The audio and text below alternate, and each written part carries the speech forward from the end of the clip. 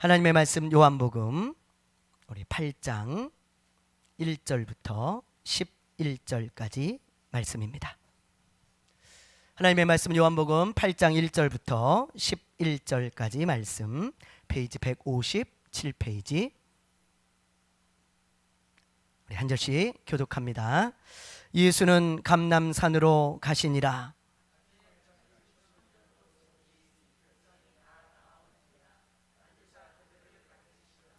서기관들과 바리새인들이 음행 중에 잡힌 여자를 끌고 와서 가운데에 세우고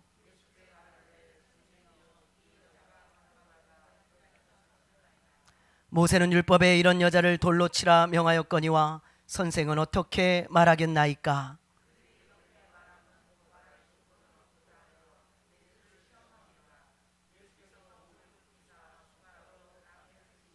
그들이 묻기를 마지 아니하는지라. 이에 일어나 이르시되 너희 중에 죄 없는 자가 먼저 돌로 치라 하시고, 그들이 이 말씀을 듣고 양식의 가책을 느껴 어른으로 시작하여 젊은이까지 하나씩 하나씩 나가고 오직 예수와 그 가운데 섰는 여자만 남았더라.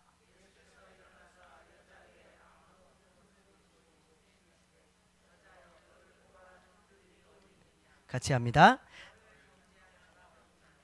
대답하되 주여 없나이다. 예수께서 이르시되 나도 너를 정죄하지 아니하노니 가서 다시는 죄를 범하지 말라 하시니라. 아멘.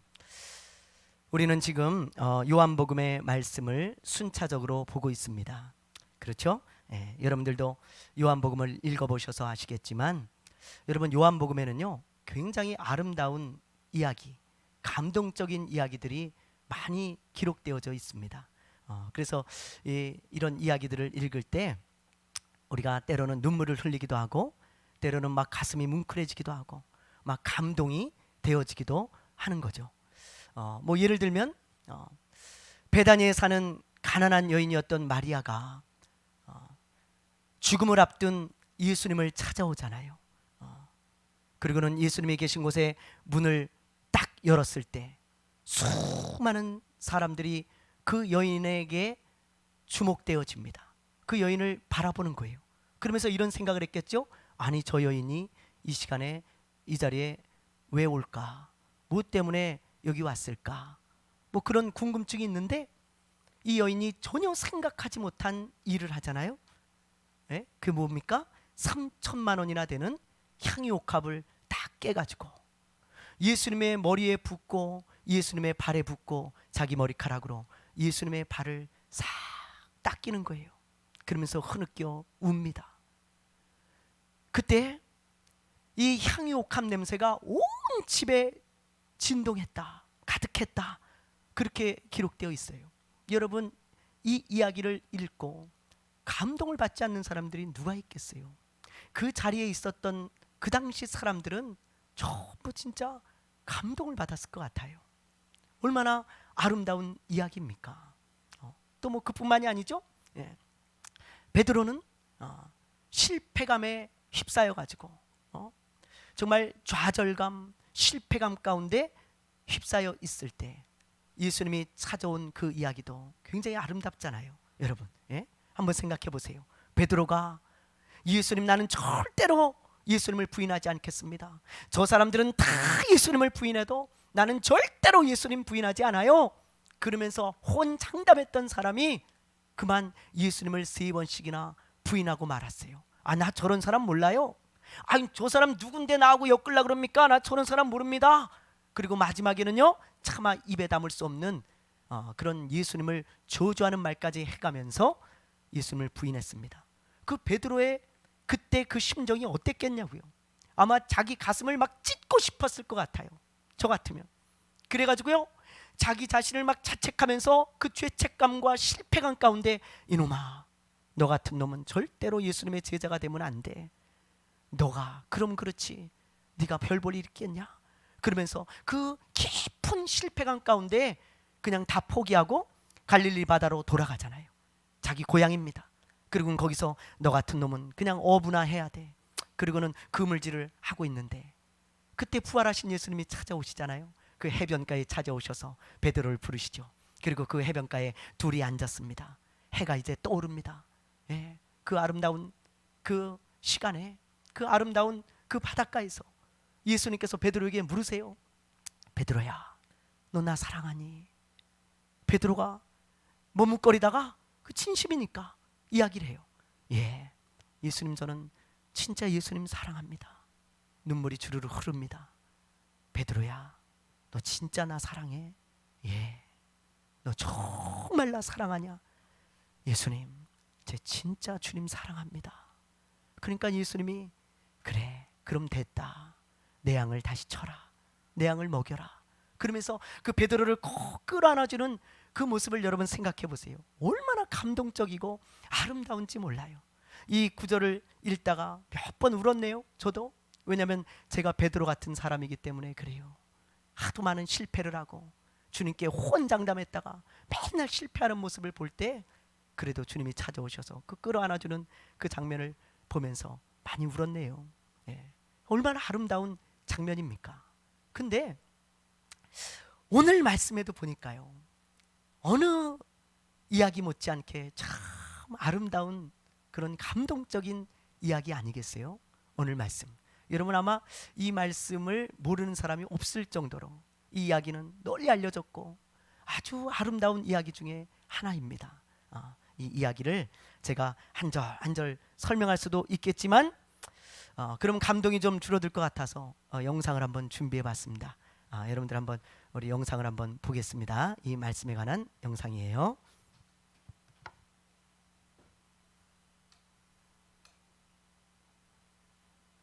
들었겠으나 내가 너희에게 이르노니 악에 맞서지 말라. 누구든지 네 오른편 뺨을 치거든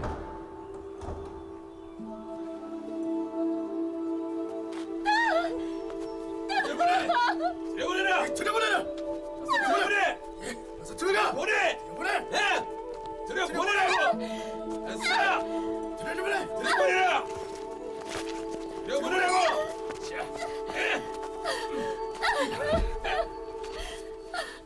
선생이여, 이 여자가 간음하다 현장에서 붙잡혔나이다. 모세는 율법에 이런 여인은 돌로 치라고 명령하였거니와 선생은 뭐라 말하겠나이까?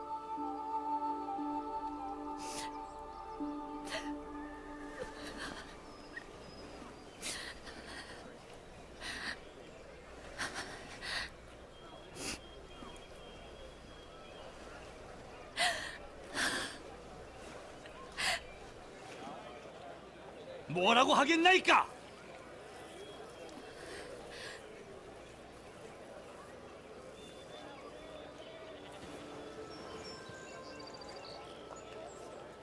너희 가운데 죄 없는 자가 먼저 그녀에게 돌을 던지라.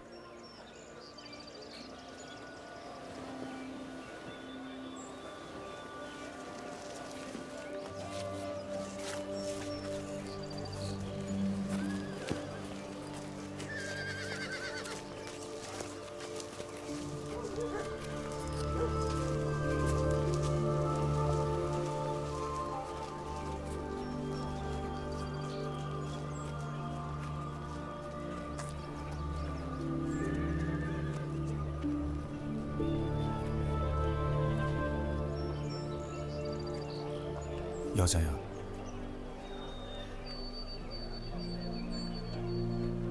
너를 고발하던 이들은 어디 있느냐? 너를 정죄하던 자가 없느냐?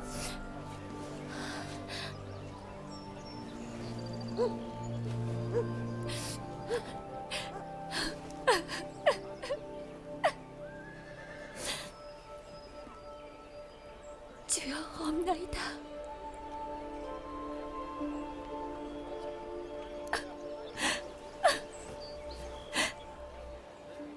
나도 너를 정죄하지 아니할 테니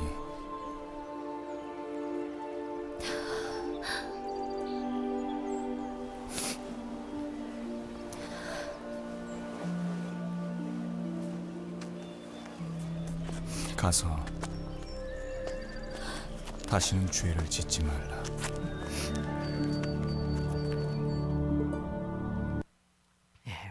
하시기 바랍니다. 어떻습니까, 여러분? 너무 감동적이지 않습니까? 예, 뭐 한국말로 더빙이 돼가지고 조금 더빙이 어설펐지만, 그러나 여러분, 만약 이 당시에 우리가 이 자리에 있었다면 진짜 감동적이었을 것 같아요. 예, 얼마나 감동적인 이야기입니까? 예. 여기서 제가 여러분들에게 질문을 하나 하겠습니다. 예수님은 요한에게 이 감동적인 이야기를 왜 기록하게 했을까요? 여러분, 이 성경에다가 이 아름다운 이야기를 왜 이렇게 기록하게 했을까요? 예? 감동받으라고요? 아니면 뭐 이렇게 영화로 만들라고요? 아니죠. 왜 기록했습니까? 예수님처럼 용서하는 사람이 되라고 기록한 거 아니겠어요? 너도 이와 같이 하라는 거예요. 이 성경에 기록해 놨을 때는요, 그냥 감동받고 은혜 받으라고 기록해 놓은 게 아니고, 너도 예수님처럼 용서하는 사람이 되어라. 예수님은 가늠한 여인을 용서했지 않냐? 너도 이렇게 용서의 사람이 되어야 한다. 그것을 예수님께서 요한을 통해 기록하게 하시고 우리에게 말씀하고 계신 것입니다. 그런데 우리는 예수를 10년, 20년, 30년을 믿어도 예수님을 닮은 모습이 별로 없는 것 같아요. 네. 아직까지 용서하는 게요, 너무너무 어렵습니다. 네. 낯설고요, 자존심이 상하고요, 그리고 굉장히 어려워요, 용서하는 게. 예수님을 잘 믿는다는 사람들도 보면 용서하는 것을 잘 못해요. 우리가 예수를 그렇게 오래 믿고 이렇게 예배드리고 예수님을 찬양함에도 불구하고 예수님이 용서의 사람이셨는데 우리는 용서하지 못할 때가 얼마나 많은지요, 여러분. 예. 그래서 오늘 본문 말씀을 통해서 여러분들과 함께 용서에 관한 문제를 좀 다뤄보려고 그래요. 나는 왜 용서하지 못할까? 나는 예수를 이렇게 오래 믿어도 왜 나는 용서하지 못할까? 그 문제를 우리가 좀 살펴보고 예수님처럼 용서하는 사람으로 변화되기를 원합니다. 자, 나는 왜 용서하지 못할까요? 오늘 본문 말씀에서 두 가지를 가르쳐주고 계세요. 왜 나는 용서하지 못하는지 두 가지를 예수님께서 가르쳐주고 계시는데, 그 첫 번째 이유가 뭐냐? 우리 1절 말씀을 우리 읽어보면 잘 알 수 있습니다. 자, 나는 왜 용서하지 못할까? 우리 1절 말씀 우리 한번 읽어보겠습니다. 시작. 예, 예수는 감람산으로 가시니라. 7장 53절 마지막 절에 보면 예수님을 붙잡으려고 했다가 실패한 사람들이 다 집으로 돌아가죠. 그렇죠? 근데 예수님은 어디로 가셨어요? 어디로 가셨어요? 지금 1절에 어디로 가셨습니까? 감람산으로 가셨잖아요. 감람산. 그 감람산에 왜 가셨을까요? 예? 왜 가셨을까요? 자, 우리 누가복음 22장을 보면 아주 잘 알 수 있어요. 자, 우리 한번 읽어볼까요? 세 구절 시작. 예수께서 나가사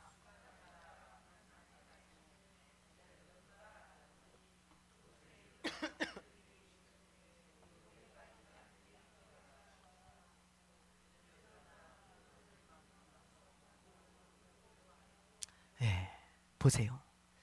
예수님은 습관을 따라 감람산에 가셨는데 그 습관이 뭐예요? 기도였다는 것입니다. 기도. 예수님은 감람산에 기도하러 가셨어요. 감람산에 가시는 것이 습관인데 그 기도했기 때문입니다.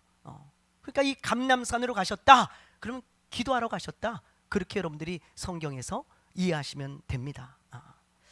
그렇다면 여러분, 사도 요한이요, 굳이 이 구절을 왜 여기다 이렇게 기록해 놨을까요?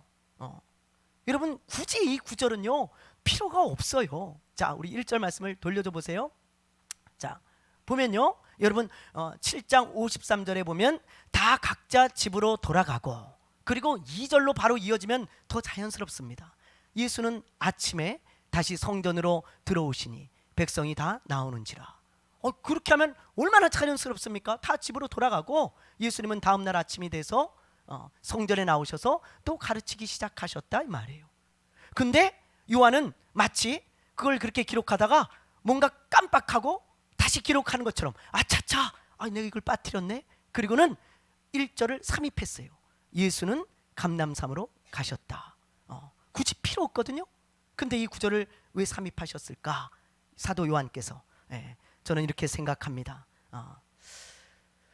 예수님처럼 기도하는 사람이 되어야 용서의 사람이 될 수 있다는 거예요. 예수님처럼. 감람산이 내 삶에 있어야 용서의 사람이 되는 것입니다. 여러분들도 많이 경험해 보셨겠지만 여러분 기도할 때 하나님이 내 마음을 만져주시잖아요. 기도할 때만큼 하나님이 내 마음을 만질 때가 없습니다. 기도할 때요 하나님은 나에게 말씀하세요. 기도할 때요 하나님은 나에게 깨닫게 하세요. 기도할 때요 나의 마음을 움직이셔서 회개하게 하시고 기도할 때에 나로 하여금 변화되게 하시는 것입니다. 기도할 때. 기도하지 않으면 절대로 내 마음이 하나님의 마음을 담지 못한다는 걸 알아야 돼요. 목회자도요 여러분 3일만 기도 안 하잖아요. 제가 3일만 기도 안 하잖아요. 완전히 마음이 딱딱해집니다. 메말라져요. 그래서 어떤 사람의 실수나 허물을 받아줄 수 없는 마음이 돼요. 여러분 받아줄 수가 없어요. 다 튕겨나갑니다. 내 마음이 딱딱한데 여러분 뭘 받아줄 수 있겠어요? 하나도 못 받아주는 거예요. 용서할 수 있는 마음이 될 수가 없다는 것입니다. 그런데 신기하게 하나님 앞에 무릎 꿇고 기도하잖아요. 감람산으로 올라가잖아요. 그러면 제 마음이 기도할 때 딱딱한 것이 부드러워지는 것을 경험합니다. 메말랐던 것이요 촉촉해져요. 그래서 스펀지처럼 다른 사람의 실수나 허물을 받아줄 수 있는 마음이 되는 것을 수도 없이 경험하죠. 여러분 스테반 집사님을 보세요. 스테반 집사님은요 초대교회의 7집사 중에 한 사람이잖아요. 7집사. 그런데 이 스테반 집사님은요 평신도 중에 가장 처음으로 순교한 분이세요. 평신도 중에 예수님 전하다 돌 맞아 죽었습니다. 근데 그 돌을 맞으면서 예수님께 뭐라고 기도했는지 한번 보세요. 자, 우리 스테반 집사님이 뭐라고 기도했나 봅시다. 사도행전 7장입니다. 읽어보겠습니다. 시작. 그들이 돌로 스테반을 치니 스테반이 부르짖어 이르되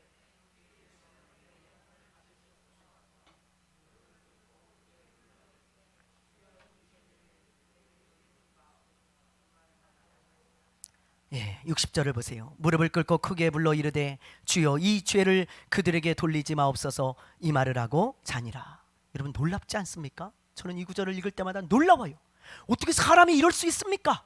아무 죄도 안 졌어요. 스테반 집사님은요 의롭게 살았습니다. 그런데 예수를 전한다는 이유로 자기를 향해서 사람들이 돌을 던져서 자기의 이제 생명이 끊어지려고 하는데 이를 갈고 억울해하지 않고 뭐라 그래요? 주님, 저들의 죄를 용서해 주십시오. 그리고는 주님 품에 안기셨다 이 말이에요. 참 집사답죠? 얼마나 위대한 하나님의 사람인지 몰라요, 여러분. 그렇다면 여러분 이 스테반 집사님은 어디서 이런 마음이 나왔을까? 어디서? 여러분 어떻게 사람이 이럴 수가 있어요? 이게 어떻게 된 것입니까? 여러분 스테반 집사님은요 예수님처럼 항상 감람산에 올라갔던 사람이에요. 진짜 감람산으로 간 게 아니고 기도했던 사람이라 이 말이에요. 기도. 안 믿는 눈치신데 자 우리 한번 말씀을 보죠. 사도행전 2장 42절입니다. 자 우리 한번 읽어보죠. 시작. 그들이 사도의 가르침을 받아 서로 교제하고 떡을 떼며 오로지 기도하기에 힘쓰니라. 여러분 이건 초대교회 성도들의 특징인 건 다 잘 아시죠? 초대교회 사람들은 성도들은 이렇게 살았어요. 근데 그 중에 한 가지 아주 독특한 특징이 뭐예요? 오로지 기도하기에 힘쓰니라.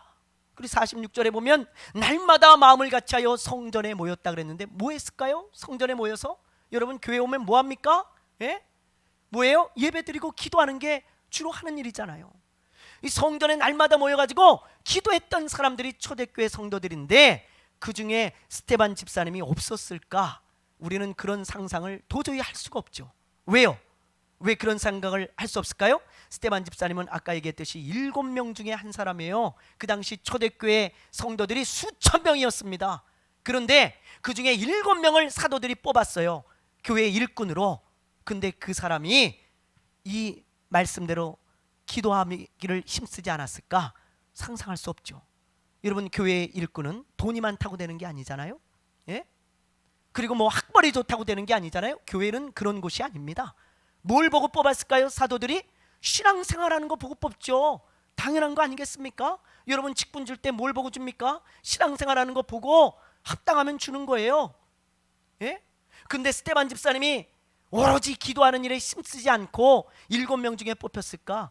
예, 말도 안 되는 이야기예요. 남들보다 훨씬 더 많이 사도들의 가르침에 집중하고 말씀을 사모하고 서로 교제하고 떡을 떼며, 이 떡을 뗐다는 건 예배했다는 의미죠. 성만찬이잖아요. 예배 후에 했던 성만찬을 말하는 거고, 그리고 오로지 기도하기에 힘쓰던 사람이었다 이 말이에요. 이렇게 날마다 기도하기에 힘쓰는 사람이니까 마음이요 딱딱해지지가 않는 거예요. 딱딱해지지가 부드러워지는 것입니다. 촉촉해지는 것입니다. 그래서 용서의 사람이 될 수가 있는 거예요. 될 수가 있는 거예요. 여러분, 기도의 힘이 바로 그런 것입니다. 기도의 힘이. 저도 가끔 부부싸움을 할 때가 있습니다. 목사님도 부부싸움을 합니까? 그럼요. 저도 부부싸움을 할 때가 있습니다. 신혼 때는 자주 다퉜지만 지금은 뭐 거의 안 다투지만 그래도 다툴 때가 있어요. 그럼 여러분, 부부싸움을 하면 뭐부터 막혀요? 안 해보셨습니까? 여러분, 뭐부터 막혀요? 기도부터 막혀요.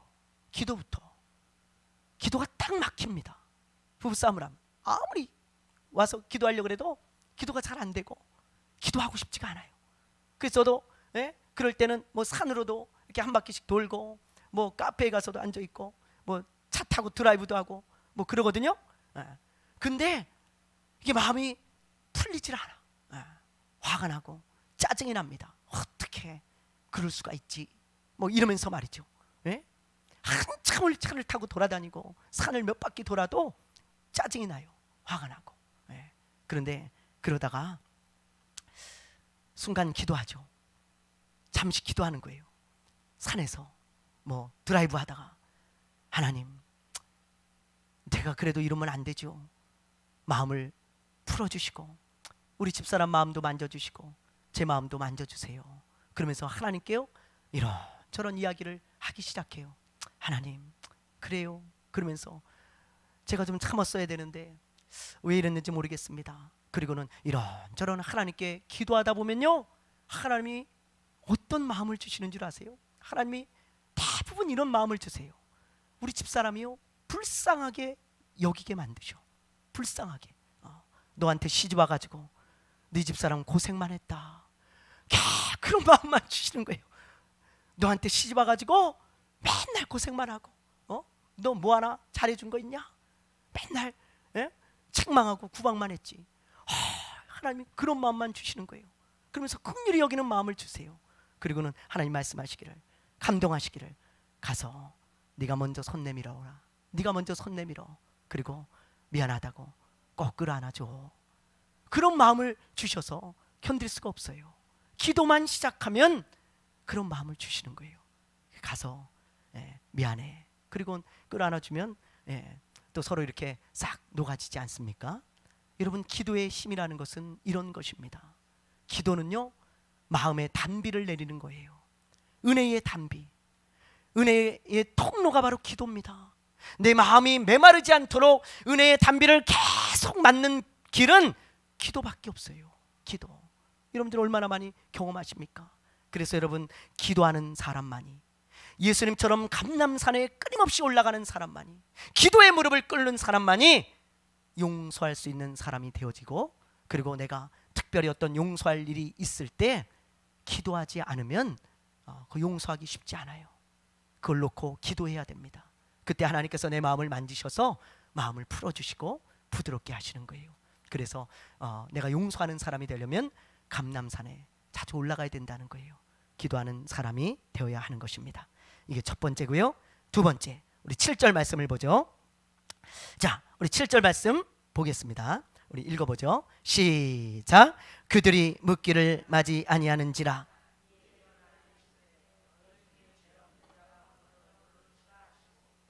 아멘. 여기 보니까 가늠한 여인을 돌로 치려고 하는 사람들이 있잖아요. 그렇죠? 돌을 들었습니다. 그 사람들에게 예수님이 뭐라 그러세요? 여기 보니까 아까 보셨죠?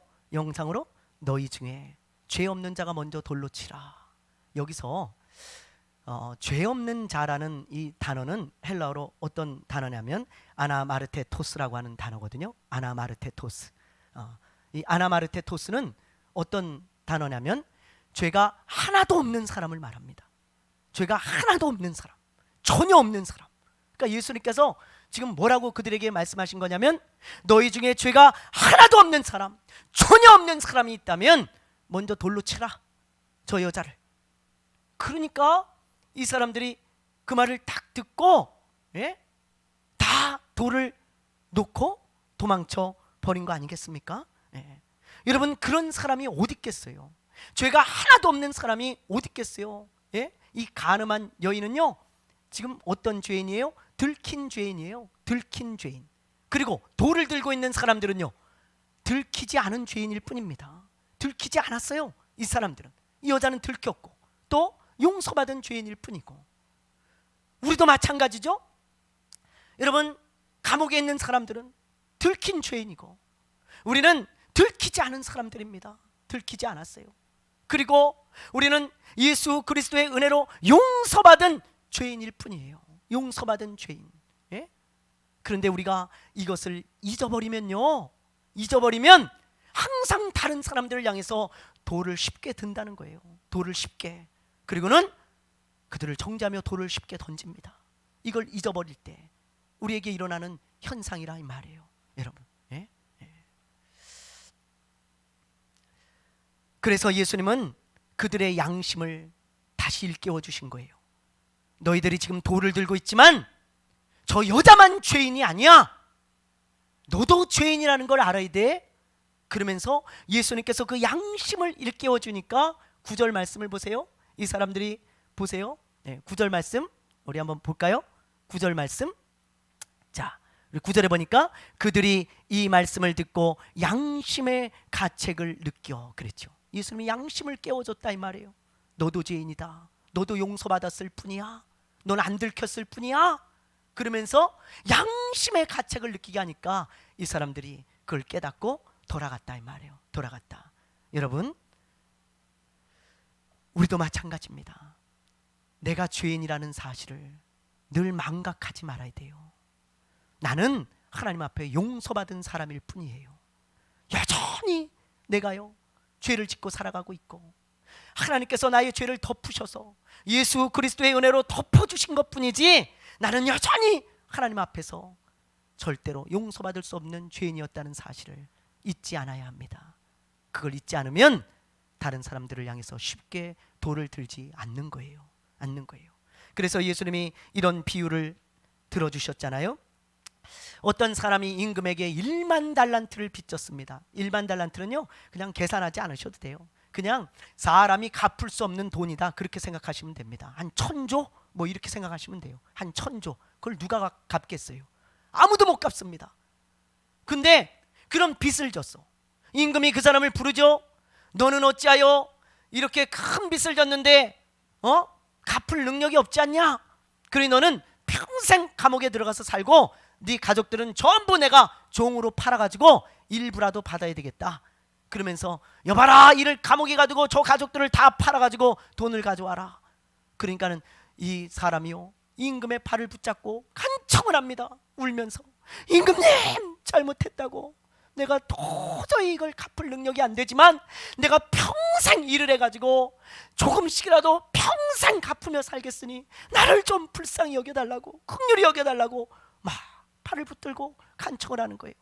그러니까 임금님이 그 모습을 보다가 너무 불쌍한 마음이 들어가지고 긍휼히 여기는 마음이 들어서 마음이 너무 짠하잖아요. 그래서 그에게 긍휼을 베풉니다. 그래, 내가 너에게 긍휼을 베풀겠다. 내가 너의 빚을 다 탕감해 주겠다. 그러니 가서 가족들하고 오손도손 행복하게 살아라. 그렇게 말을 해준 거예요. 그러니까 이 사람이 그냥 너무너무 날아갈 것 같죠. 너무 기분이 좋죠. 최고로 기분 좋은 날이죠. 그래서 너무 감사해서 감사합니다. 그리고 집으로 돌아가는데 문제는 그때 생기잖아요. 문제는 무슨 일이 일어납니까? 자기에게 100만 원 빚진 사람을 길을 가다 만난 거예요. 근데 멱살을 딱 붙잡고 하는 이야기가, 너 이놈 잘 만났어. 너 이놈, 너 돈 언제 갚을 거야? 돈. 내 좀만 기다려주라고. 내가 이번 달만 지나면 이제 뭔가 풀리니까 내가 꼭 갚겠다고. 필요 없어. 내가 기다려준 게 너 얼만데 너 같은 놈은 콩밥 좀 먹어봐야 돼. 그리고는 멱살을 붙잡고 경찰서로 끌고 가는 거예요. 그 모습을 신하들이 보고 왕에게 아뢰입니다. 왕이 그 얘기를 듣고 어떻게 했겠어요? 분노하는 거예요. 분노. 그리고는 그를 당장 불러와서 감옥에 다 쳐넣습니다. 예? 여러분, 우리가 이 이야기를 읽고 들을 때 화가 나죠? 어떻게 이렇게 나쁜 놈이 있을 수 있나? 저런 나쁜 놈, 그거 하나 탕감 못 해줘? 너는 1만 달란트 탕감을 받았는데, 근데 그 나쁜 놈이 누구예요? 누구예요? 잘 모르십니까? 여러분, 제가 가르쳐 드릴게요. 나예요. 나. 예수님이 우리가 도저히 용서받을 수 없는 1만 달란트 같은 죄를 용서해 주셨어요. 나는 지옥 가야 마땅한 사람입니다. 근데 예수님이 십자가에서 죽으심으로 우리의 죄를 용서하셔서 하나님의 자녀가 되게 하시고 천국에 가는 하나님의 아들이 되는, 딸이 되는 그런 은혜를 베풀어 주셨는데, 나는 내 동료의 그 작은 죄도 용서하지 못하고 언제나 멱살을 잡죠. 그리고 이 본문에 나오는 사람들처럼 돌을 듭니다. 저런 사람은 죽여야 된다고. 저 가늠한 여인은 죽여야 된다고. 저 비단 갚은 놈은 콩밥 좀 먹여야 된다고. 그렇게 말할 때가 얼마나 많은지 몰라요, 여러분. 예? 아이들의 동화 중에 이런 재밌는 이야기가 있어요. 바닷가에 사는 개 있잖아요. 개, 옆으로 걷는 개.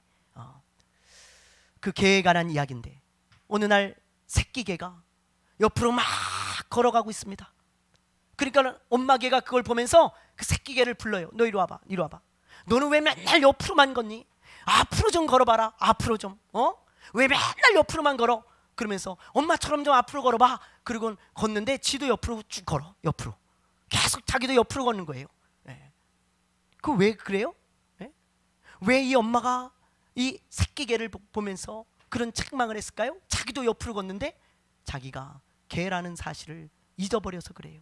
개라는 사실을. 개는 옆으로밖에 못 걷잖아요. 근데 그걸 잃어버리니까 맨날 왜 너는 옆으로만 걷냐는 거야. 앞으로 안 걷고 자기도 옆으로 걸으면서. 여러분, 우리가 그럴 때가 너무 많아요. 너무 많아. 사랑하는 여러분, 오늘 말씀을 마무리하려고 합니다. 나는 왜 용서하지 못할까? 나는 왜 용서하지 못할까? 오늘 예수님께서 우리에게 두 가지를 가르쳐 주셨어요. 너는 기도하는 사람이 아니어서 그래. 기도하라는 거예요. 기도하지 않으면 너의 마음은 용서할 수 있는 마음이 되지 않아. 기도해야 된다. 나도 감람산에 올라갔다가 내려와서 그 여인을 용서했단다. 너도 기도해야 한다. 그걸 가르쳐 주시는 것이고, 또 하나, 너가 죄인이라는 것을 잊어버리면 안 돼. 너도 내가 큰 죄를 용서해 줬어.